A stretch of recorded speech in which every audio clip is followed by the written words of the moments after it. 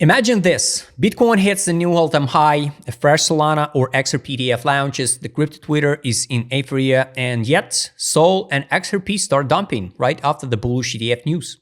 In today's videos, you will learn what a crypto ETF actually is, how it works, why it's different from simply buying coins yourself, and why altcoins prices can still fall even after successful spot ETF launches. Everybody dreamed about, institutional joined the market with ETF and we skyrocket to the moon, especially for the altcoins, but the magic not happen, right?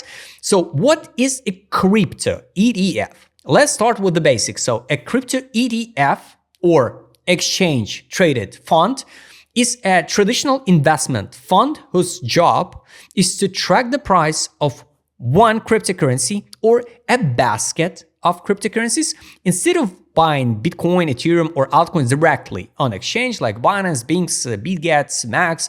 And investors buys shares of this fund on a stock market, just like buying the shares of S&P 500 ETF or the gold ETF.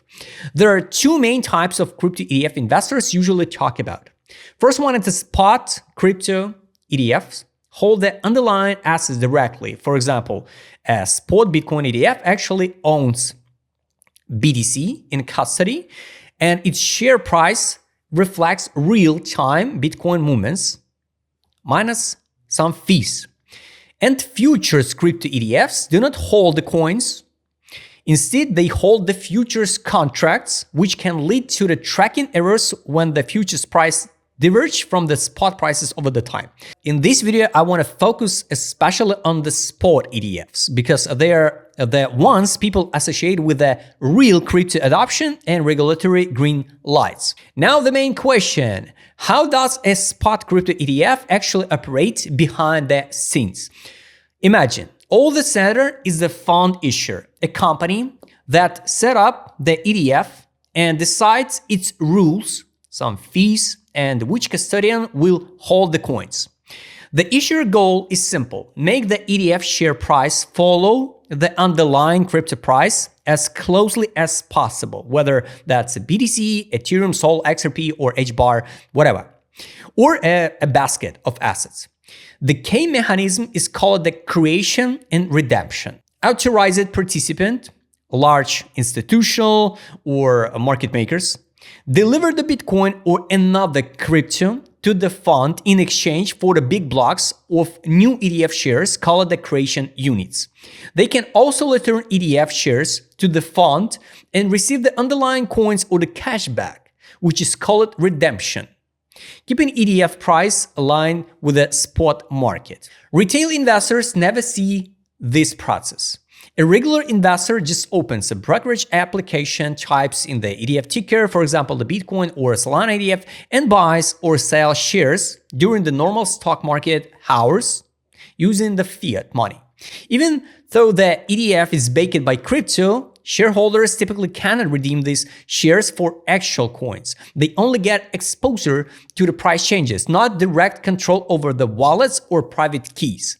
So that's the main difference. So what is the difference between the buying a crypto ETF and the buying the coin itself on exchange? I can just use my money, go into directly Binance or any exchange like Coinbase, for example, buying the Bitcoin and hold on my own wallet. What's the point to use the ETF? First of all, the ownership and control are completely different.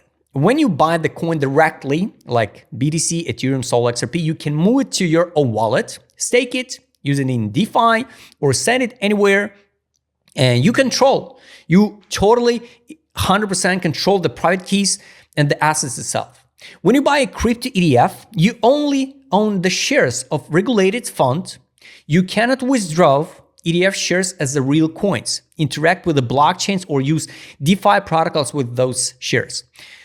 Next option, ETF trade on traditional stock exchanges and are regulated as securities, which means many conservative investors, pensions, funds, and institutionals feel more comfortable using them instead of opening an account on the crypto exchange. So it's a big difference when you operate, for example, 5 million or 500 millions and all responsibility on you to buy the BTC for that amount of money. And if you just buy, I don't know, 5K or even 50K.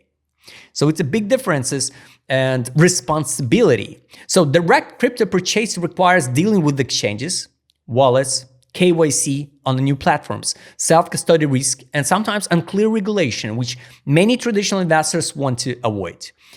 ETF charge an annual management fees and only trade during the market hours, while spot crypto trades 24/7, but has exchange fees, spreads, and custody risk instead.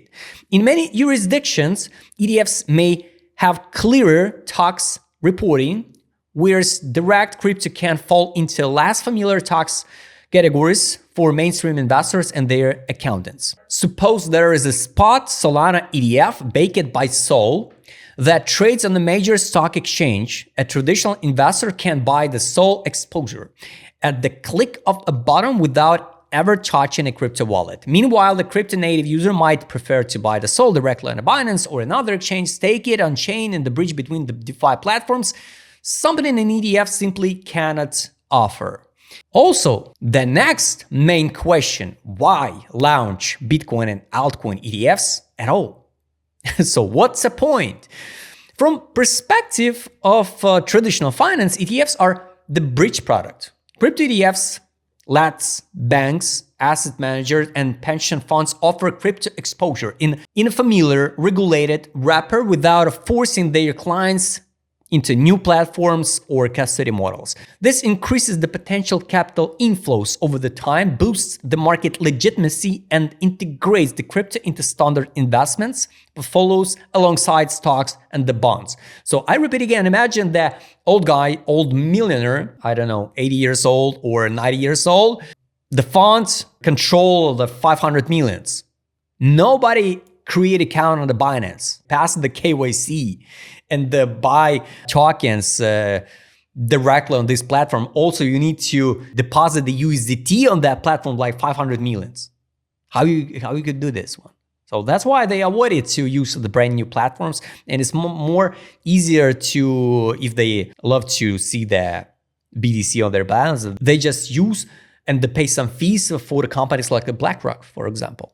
Also, still in crypto, a lot of hacks, a lot of scam. You hear the stories when the Max, for example, the froze accounts just because of abnormal profits. That's why the big funds avoid to use just basic crypto exchanges. However, it is important to understand that launching an ETFs does not magically create a new value for underlying protocol. An ETF does not change Solana's transaction, XRP's adoption by payment providers, or any changed economics. It's only changed how investors can gain exposure.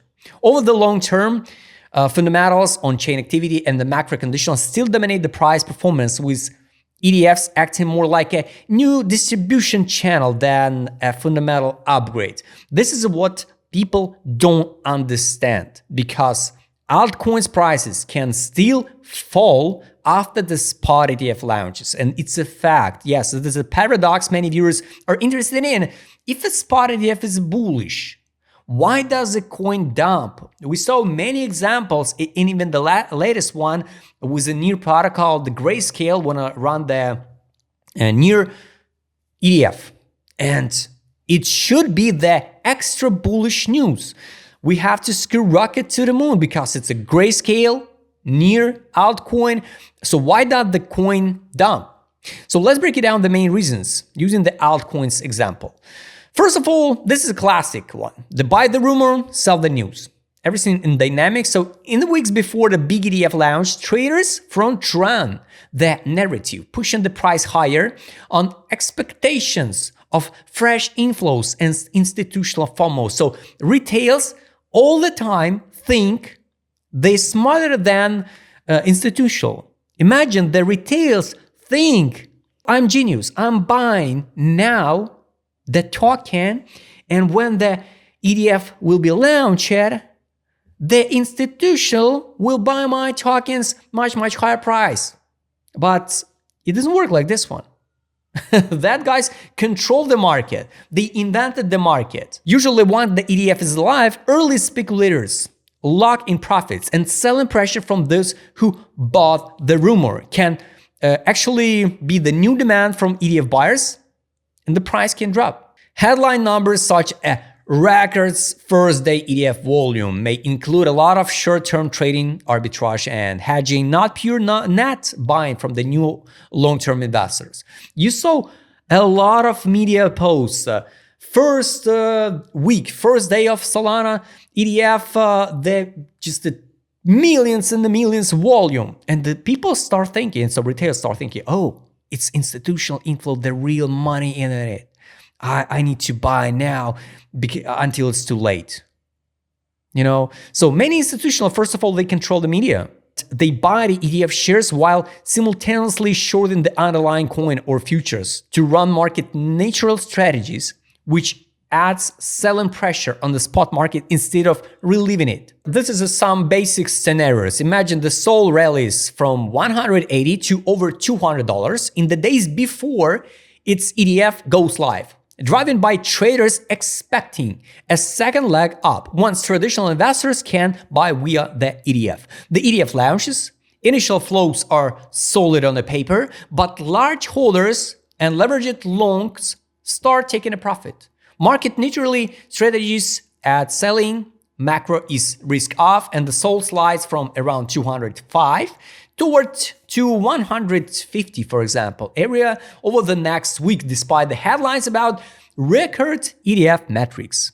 That's why usually the ETF, it's not a magic pill. Sometimes depends on the market stage, it's bearish news. Even just the rumors about the potential launch. Now you know what the crypto ETF is, how it works under the hood, how it's different from the buying coin directly, why Bitcoin and altcoins ETF are launched in the first place, and why prices can still dump right after the big bullish news. So if you found this breakdown useful, share this video with your friends, subscribe to the channel, and don't forget, subscribe my free Telegram channel. See you next time, guys.